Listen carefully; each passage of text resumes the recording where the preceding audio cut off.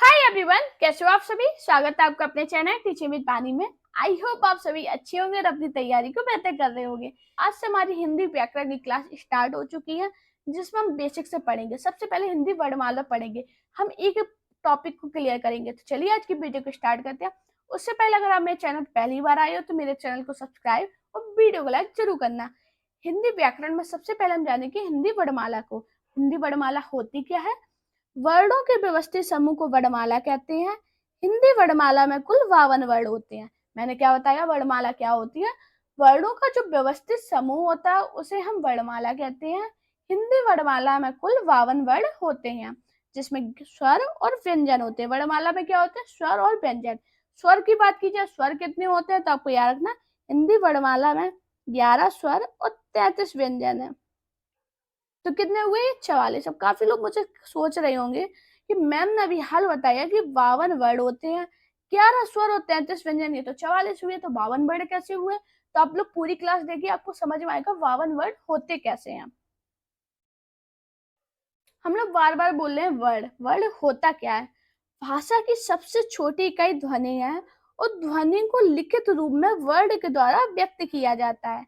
Word क्या होता है, भाषा की सबसे छोटी इकाई है ध्वनि, और ध्वनि को लिखित रूप में हम वर्ड के द्वारा व्यक्त करते हैं। उच्चारण की दृष्टि से भाषा की लघुतम इकाई कौन सी है, ध्वनि। लेखन की दृष्टि से भाषा की सबसे छोटी इकाई क्या है, वर्ड। ये दोनों पॉइंट पेपर में पूछे भी गए हैं कि उच्चारण की दृष्टि से भाषा की लघुतम इकाई क्या है, तो आपको याद रखना क्या है, ध्वनि। अगर उच्चारण की दृष्टि से पूछी जाए, लेकिन अगर क्वेश्चन यही पूछ दिया जाए कि लेखन की दृष्टि से भाषा की सबसे छोटी इकाई क्या है, तो आपको याद रखना वर्ड। और वर्ड क्या होता है, भाषा की सबसे छोटी इकाई ध्वनि है, और ध्वनि को हम लिखित रूप में वर्ड के द्वारा व्यक्त करते हैं।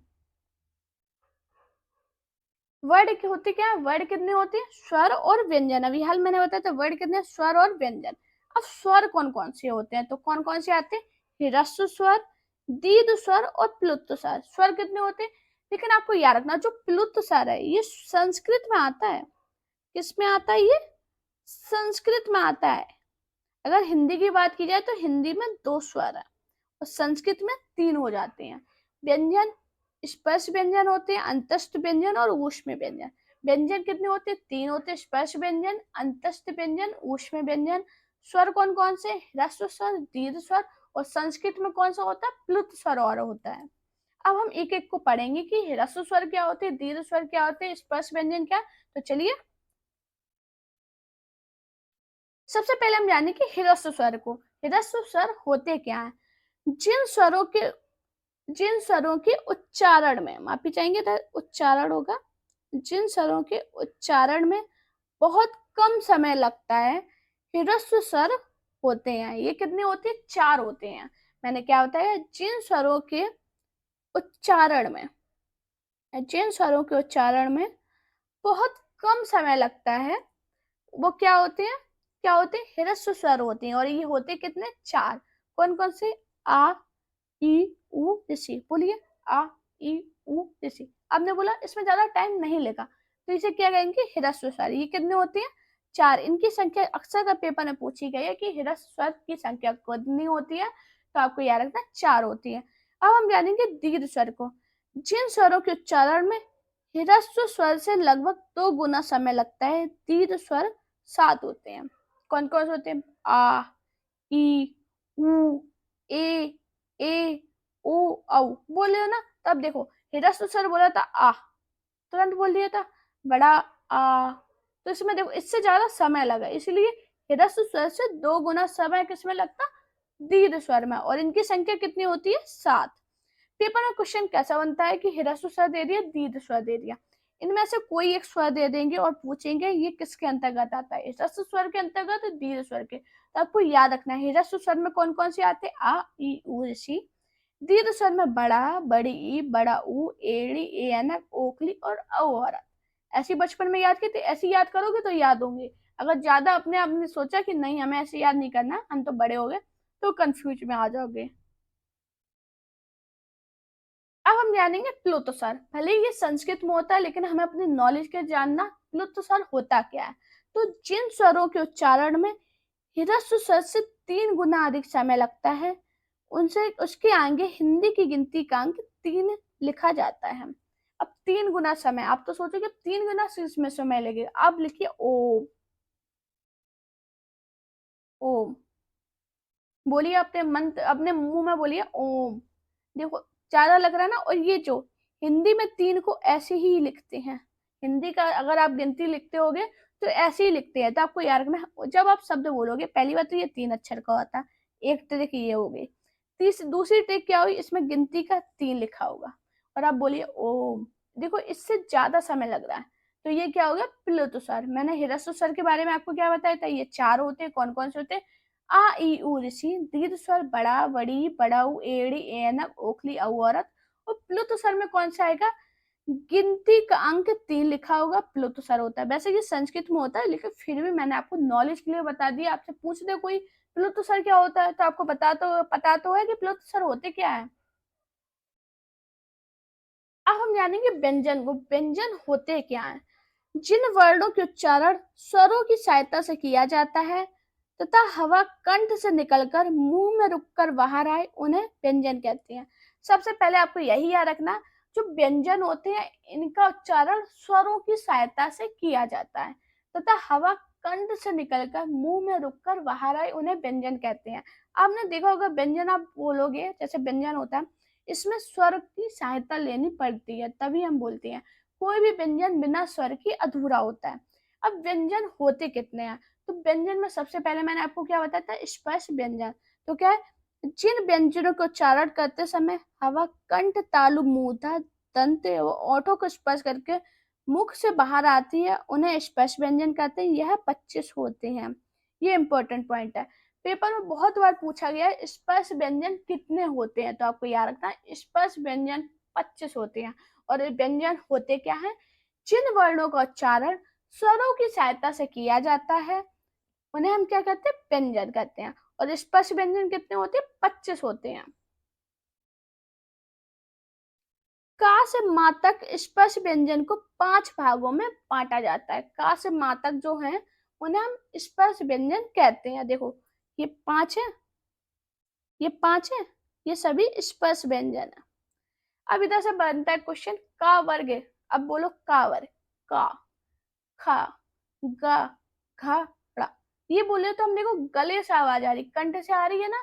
अभी मैंने आपको स्पेस की थ्योरी क्या बताई थी, जिन व्यंजनों का उच्चारण करते समय हवा कंठ तालु मूधा दांत और होठों को स्पर्श करके मुख से बाहर आए, उन्हें स्पर्श व्यंजन कहते हैं। अब बोलिए का, सभी लोग बोलिए मेरे साथ, बोलिए का, खा।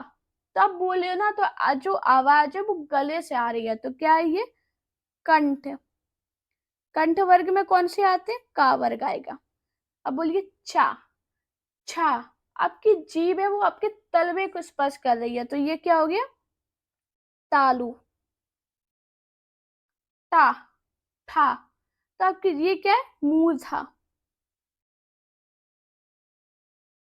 अब बोलिए ता, था। ये क्या है, दंत। पा, फा। आप बोले हो ना, तो आपको अपने होठों को स्पर्श कर रही हो आपस में, तो क्या है, होठ को किया, ओष्ठ, जिसे हम कहते हैं ओष्ठ। ये कितने हो गए, देखो ये 5 है और ये 5 है, तो आपको याद रखना 5 गुणा 5 कितने हुए, 25। तो स्पर्श व्यंजन कितने हो गए, 25।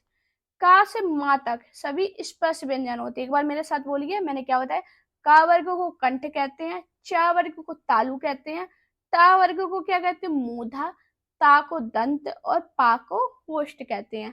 अब ये क्वेश्चन में बनता है, क्वेश्चन क्वेश्चन कैसे आता है, ऐसे पूछ दिया जाए, कोई ऐसे दे दिया खा, खा कौन सा व्यंजन है, तो आपको याद रखना है ये कंठ स्पर्श व्यंजन है।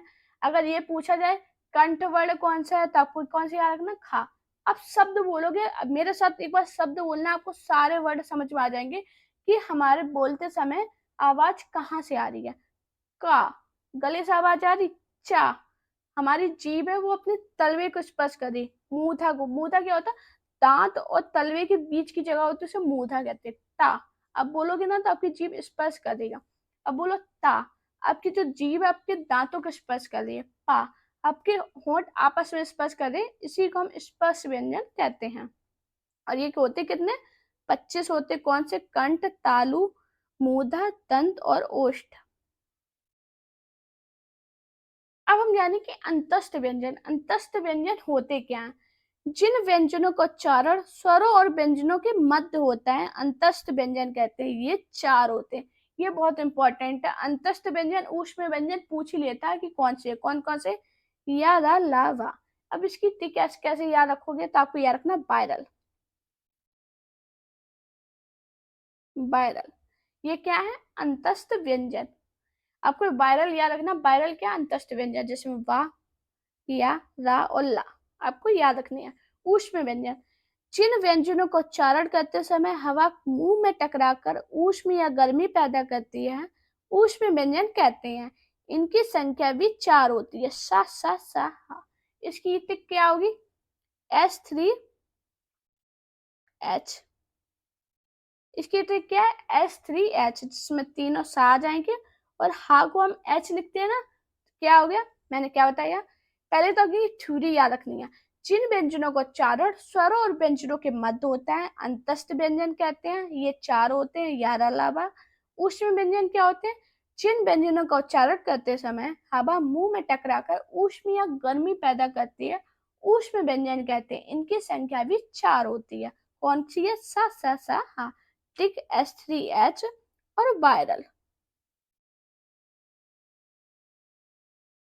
अब हम जानेंगे अयोगवाह। मैंने क्या बोला, मैं वर्णमाला आपको एक पॉइंट क्लियर कराऊंगी, कहीं से भी क्वेश्चन बने आपका गलत नहीं होना चाहिए।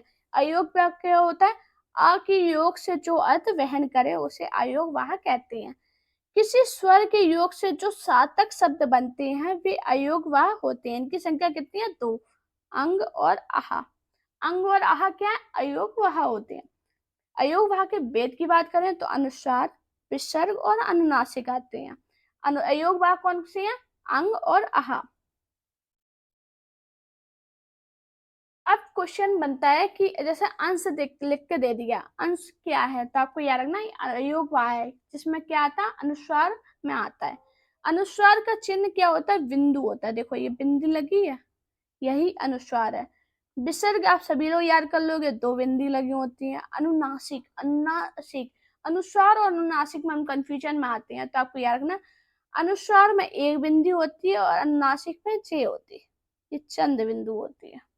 अनुनासिक में क्या होती है, चंद बिंदु होती है। अनुस्वार में क्या होता है, 1 बिंदी होती है। विसर्ग में ये आपको पता ही होगा, 2 बिंदी होती है। अनुनासिक का चिन्ह चंद बिंदु होता है। ये क्वेश्चन बनता है कि निम्न में से अनुनासिक वर्ण है, अनुस्वार है, तो आपको याद रखना। अगर याद हो कि अनुनासिक, विसर्ग तो देखो सभी को पता होता है। एग्जामिनर कंफ्यूज क्या करेगा, अनुस्वार या अनुनासिक से। काफी लोग सोचेंगे मैम इतना बेसिक क्यों पढ़ा रही है, इतना बेसिक इसलिए पढ़ा रही है। काफी लोगों को आता होगा लेकिन कुछ लोगों को नहीं आता है। मैं ऐसा नहीं कहूंगी कि सभी को नहीं आता, आता होगा, मुझे पता है काफी लोग होशियार होते हैं। लेकिन मैं उन्हीं जिन्हें नहीं आता ना, एकदम ये भी नहीं कहूंगी। लेकिन क्या होता है, मेरा काम है आपको बेसिक से पढ़ाना। मैंने आपको नाम है जो हमारे जो बैच का फाउंडेशन बैच क्यों रखा है, मैं आपको बेसिक से पढ़ाऊंगी। एक एक पॉइंट क्लियर करूंगी, जिससे आप जब एग्जाम देने जाओ आपको कोई भी कंफ्यूजन ना बने। तो आपको पूरी क्लास देखनी है, उसके बाद बताना कि क्लास आपको कैसी लगी है। अब क्या आएगा, संयुक्त व्यंजन। संयुक्त व्यंजन क्या होता है, 2 अलग अलग व्यंजनों के योग से बने व्यंजन को संयुक्त व्यंजन कहते हैं। हिंदी वर्णमाला में 4 संयुक्त व्यंजन है। भाई ये बहुत बनता है क्वेश्चन। अंतस्थ व्यंजन कितने होते हैं, 4 होते हैं। ऊष्म व्यंजन भी 4 होते हैं और संयुक्त व्यंजन भी 4 होते हैं। अब कंफ्यूजन कौन सा आता, कौन से 4 हो, भाई याद तो सभी होते हैं लेकिन भूल जाते हैं, इसलिए मैंने अनुष्म अंतस्थ व्यंजन की आपको ट्रिक बताई, वायरल। ऊष्म व्यंजन की S3H और संयुक्त व्यंजन कौन सी है, छत्रज्ञा और श्रा। देखो जो छा, ये क और सा के योग से बना, ये भी व्यंजन है, ये भी व्यंजन है। त्राय, ता और आधा ता और रा के योग से बना। क्या है, वो जा और या के योग से बना। श्राय वो सा और रा के योग से बना। आपको याद रखना, ये देखो अलग अलग व्यंजन का योग हुआ जिससे ये बना है, इसलिए इन्हें संयुक्त व्यंजन कहते हैं। इसकी डेफिनेशन क्या है, 2 अलग अलग व्यंजनों के योग से बने व्यंजन को संयुक्त व्यंजन कहते हैं। हिंदी वर्णमाला में 4 संयुक्त व्यंजन है। कौन कौन से, छत्रज्ञ, श्रा। इनका संधि विच्छेद करने को आ जाता है कि निम्न में संयुक्त व्यंजन है। अब उसमें दे दिया का प्लस सा, का प्लस सा, अब दे दिया गया का प्लस सा, ये आपको दे दिया गया कैसे, का प्लस सा। अब क्वेश्चन क्या था, छा का संयुक्त, छा का संधि विच्छेद क्या है, या निम्न में संयुक्त व्यंजन कौन सा है। तो आपको याद रखना का आधा आएगा और सा, ये होता है संयुक्त व्यंजन। अब हम जानेंगे स्वर वर्ण। स्वर वर्ण होते क्या है, तो आपको याद रखना जो स्वर वर्ण है वो दो होते हैं, जीभ के प्रयोग के आधार पर और मुख द्वार खुलने के आधार पर। जीभ के प्रयोग के आधार पर ये 3 होते हैं और मुख द्वार खुलने के आधार पर ये 4 प्रकार के होते हैं, अग्र स्वर, मध्य या केंद्रीय स्वर, पश्च स्वर। मुख द्वार खुलने के आधार पर कौन से होते हैं, विव्रत, अर्ध विव्रत, समृत और अर्ध समृत। इनसे क्वेश्चन बहुत बनते हैं, मैं एक एक को बताऊंगी, पूरी क्लास को ध्यान से पढ़ना है आपको। सबसे पहले हम जानेंगे जीभ के प्रयोग के आधार पर। अग्र स्वर क्या होते हैं, जिन स्वरों के उच्चारण में जीभ के आगे का हिस्सा उठता है इनकी संख्या 4 है, ई, ई, ए। अब बोले ना तो आपका जो जीभ के आगे का हिस्सा है वो उठ रहा है, तो इसे क्या कहेंगे, अग्र स्वर। मध्य या केंद्रीय स्वर क्या होता है, जिन स्वरों के उच्चारण में जीभ के बीच का हिस्सा उठता है इनकी संख्या 1 है। एक कौन सा है, आ, बोलो आ। आपकी जीभ, आपको खुद महसूस होगा कि आप जब बोल रहे हो तो आपकी जीभ के बीच का हिस्सा उठ रहा है। अब हम जानेंगे पच्च स्वर। पच्च स्वर क्या होते हैं, जिन स्वरों के उच्चारण में जीभ के पीछे का हिस्सा उठता है, आ, उ, ओ, औ। मैंने क्या बताया, अग्र स्वर कौन कौन से थे, ई, ए। मध्य में क्या होता है, तो आ, और पच्च स्वर में क्या होता है, आ, उ, ओ। अब आप इसे चित्र की सहायता से देखिए, देखिए अग्र स्वर में, अग्र स्वर कौन सा है, ये देखो बीच का जो आगे का हिस्सा था ये हो गया अग्र स्वर, मध्य में ये बीच का हिस्सा आया और पश्चिम में क्या आया, पीछे का हिस्सा। अग्र स्वर कौन सा था, मैंने बताया था 4 बताए थे, कौन कौन से बताए थे, ई, ई, ए बताए थे ना। पश्च स्वर में मध्य में क्या बताया था, आ। पश्च स्वर में कौन कौन से बताए थे, बड़ा आ, उ, बड़ा उ, ओ, औ। मेरे ख्याल से आप सभी को समझ में आ गया होगा कि अग्र स्वर, मध्य स्वर और केंद्रीय स्वर होते कौन से बीच के हिस्सा। अब बोलो ई, बोले ना तो आपकी ये वाला जो हिस्सा होगा जीभ का वो आगे उठ रहा होगा। अब बोलो आ, तो बीच का हिस्सा उठ रहा है, और पश्च स्वर में आ, तो पीछे का हिस्सा उठ रहा है। ऐसे ही आप समझ में, आप बोलोगे एक दो बार तो आपको समझ में आएगा कि जीभ के प्रयोग के आधार पर अग्र स्वर, मध्य स्वर और केंद्रीय स्वर मतलब पश्च स्वर होते क्या है। अब हम जानेंगे मुख द्वार खुलने के आधार पर। विव्रत, जिन स्वरों के उच्चारण में मुख द्वार सबसे अधिक खुला होता है उन्हें हम क्या कहते हैं, विव्रत कहते हैं। इनकी संख्या की बात करें तो इनकी संख्या कितनी होती है, एक। कौन सा है, आ बोलो आप, आ। जिन स्वरों को उच्चारण क्या मुख सबसे अधिक खुला ना, बोलो आ। बड़ा आप जब बोलोगे ना तो आपका पूरा मुंह खुल जाएगा, रसगुल्ला चला जाए पूरा, इतना बड़ा खुल जाएगा, वही होता है विव्रत। अर्धविव्रत क्या होगा, जिन स्वरों के उच्चारण में मुख द्वार विव्रत की तुलना में कम खुला होता है, इनकी संख्या कितनी है, 4। बोलो आ। देखो आप बड़ा जब बोले थे आ तो आपका पूरा मुंह खुला था, लेकिन आप छोटा बोलो आ, ए, ओ, तो पूरा मुंह नहीं खुला है, विव्रत से कम ही खुला है ना, तो क्या हो गया, ये अर्धविव्रत हो गया। अब हम जानेंगे सम्रत। जिन स्वरों के उच्चारण में मुख द्वार सबसे कम खुलता है इनकी संख्या 4 है, ई, उ। देखो क्या है, जिन स्वरों का उच्चारण मुख द्वार सबसे कम खुला है, सबसे कम खुला है ना, ई कम खुलता है ना, ये किस में आ रहे थे, अग्र स्वर में आ रहे थे, तो ये क्या होगा, सम्रत। अर्ध सम्रत में क्या आएगा, जिन स्वरों के उच्चारण मुख द्वार सम्रत की तुलना में अधिक खुलता है इनकी संख्या 2 है, ए, ओ। अब देख रहे हो ना, सम्रत की तुलना में तो अधिक खुला है ना, तो ये क्या हो गया, अर्ध सम्रत। अब हम जाने कि अल्प प्राण महाप्राण। मैंने आपसे बोला है ना, मैं पूरी वर्णमाला का एक एक पॉइंट आपको क्लियर कराऊंगी, जिससे आपका पेपर में कैसे भी क्वेश्चन बन जाए आपका गलत नहीं होना चाहिए, क्योंकि आप मुझसे पढ़ते हो। सबसे पहले अल्प प्राण महाप्राण में हम जानेंगे प्राण। प्राण होता क्या है, हवा को संस्कृत में प्राण कहा जाता है। इसी आधार पर कम हवा से उच्चारित ध्वनि अल्प प्राण और अधिक ध्वनि से उत्पन्न ध्वनि को क्या कहेंगे, महाप्राण कही जाती है। और ये कितने होते हैं, 2 होते हैं, अल्प प्राण और महाप्राण। बहुत पढ़े होंगे लेकिन आपको बहुत कंफ्यूजन रहता है भाई, भूल जाते हैं अल्प प्राण क्या होते हैं और महाप्राण। लेकिन अभी देखो आपको खुद याद आएगा कि अल्प प्राण क्या होते हैं और महाप्राण क्या होते हैं।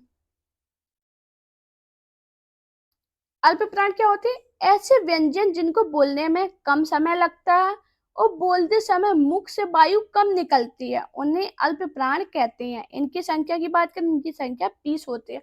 बहुत पूछा जाता है, प्रत्येक वर्ग का पहला तीसरा पांचवा वर्ण अल्प प्राण होता है। अब आप सोचो कि वर्ग क्या होते हैं। स्पर्श व्यंजन में मैंने बताया था ना वर्ग, वो होते हैं वर्ग। मैंने क्या बताया, अल्प प्राण क्या होते हैं, ऐसे व्यंजन जिनको बोलने में कम समय लगता है और बोलते समय मुख से कम वायु निकलती है, अल्प प्राण कहते हैं। इनकी संख्या 20 होती है। प्रत्येक वर्ग का पहला तीसरा पांचवा वर्ण अल्प प्राण होता है। ये तो मैंने आपको थ्योरी बताई थी। अब हम जानेंगे होते कौन से हैं। देखो, पहला का के बाद खग आया, अब उसके बाद का आया, ये तीसरे नंबर पे आता ना, ये 5 पे आता, तो ये हो गए वर्ग।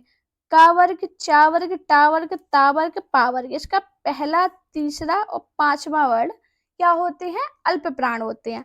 और साथ में इसमें अंतस्थ व्यंजन और आते हैं, या, रा, ला, वाह। तो ऐसे कितने हो गए, ये 20 हो गए। अब इसकी ट्रिक क्या होगी, 135 वायरल। 135 वायरल क्या होता है, अल्प प्राण होता है। मैंने क्या बताया, प्रत्येक वर्ग का कौन सा था, पहला तीसरा पांचवा वर्ण अल्प प्राण होता है। साथ में क्या आता है, अंतस्थ व्यंजन। अंतस्थ व्यंजन आएंगे, चारों अंतस्थ व्यंजन। और पहला तीसरा पांचवा वर्ण कितना क्या होता है, अल्प प्राण। इसकी ट्रिक मैंने क्या बताई, 135 वायरल अल्प प्राण। अब हम जानेंगे महाप्राण। ऐसे व्यंजन जिनको बोलने में अधिक प्रयत्न करना पड़ता है और बोलते समय मुख से अधिक वायु निकलती है, उन्हें महाप्राण कहते हैं। इनकी संख्या 15 होती है। प्रत्येक वर्ग का दूसरा चौथा वर्ण महाप्राण होता है। देखो, खा है वो दूसरे नंबर पे आता है और घा कितने पे आता है, चौथे पे आता है। तो देखो, प्रत्येक का आएगा, चा के बाद छा आया, फिर जा नहीं आया, फिर झा आया। तो ये क्या, दूसरा चौथा वर्ण आया। साथ में ऊष्म व्यंजन सा, सा, साहा और उच्चित व्यंजन, ये सभी क्या होते हैं, महाप्राण होते हैं। अगर इसकी टिक की बात करें तो इसकी टिक क्या होगी, 24H3H क्या होगा, महाप्राण। अगर टिक के साथ याद करोगे तो बहुत ज्यादा आपके लिए इंपॉर्टेंट होगी और भूलोगे नहीं कभी। अब हम जानेंगे अघोष व्यंजन एवं घोष व्यंजन। कंपन के आधार पर हिंदी वर्णमाला के 2 भेद हैं, अघोष और सघोष, जिसे हम घोष व्यंजन भी कहते हैं। आइए एक एक को जानते हैं। जिन वर्णों के उच्चारण में नाद की जगह केवल श्वास का प्रयोग होता है, इनकी संख्या 13 होती है। कौन कौन सी होती है, 13 होती है। कौन कौन से है, का, खा, पहला और दूसरा वर्ण क्या होता है, अघोष व्यंजन, और साथ में तीनों सा। तो इसकी ट्रिक की बात करें तो इसकी ट्रिक क्या होगी, 12S3। देखो, अगर आपको ओलम आती है, आपको पूरे 500 ये 25 स्पर्श व्यंजन याद है, तो आपको अघोष व्यंजन, सघोष व्यंजन, अल्प प्राण और महाप्राण, इनसे क्वेश्चन जितने भी बनते हैं आपके गलत नहीं हो सकते। और ये टिक याद रखना, 12S3 अघोष व्यंजन होते हैं। अब हम जानेंगे घोष व्यंजन। जिन वर्णों के उच्चारण में केवल नाद का प्रयोग होता है, इनकी संख्या 31 है। इसमें सभी स्वर आ से ओ तक भी आते हैं। सभी स्वर किसमें आते हैं, घोष में। ये क्वेश्चन बनता है कि सभी स्वर किसमें आते हैं, तो ये घोष व्यंजन में आती है। इनकी संख्या 31 होती है। और अघोष की कितनी होती है, 13। प्रत्येक वर्ण का तीसरा चौथा पांचवा वर्ण, और साथ में क्या आएगा, साथ में क्या आएंगे, या, रा, ला, वा, हा, ये सभी क्या होंगे, घोष व्यंजन में आते हैं। दोस्तों, अगर आपको मेरी वीडियो पसंद आई हो तो वीडियो को लाइक कीजिए, चैनल को सब्सक्राइब कीजिए, अपने दोस्तों से वीडियो को शेयर जरूर करना। साथ में मेरा टेलीग्राम अकाउंट टीचिंग विद वानी और इंस्टाग्राम अकाउंट वानी शर्मा ऑफिशियल पर मुझे फॉलो कीजिए। अपना प्यार और सपोर्ट चैनल पर बनाए रखें। Thank you guys for watching this video.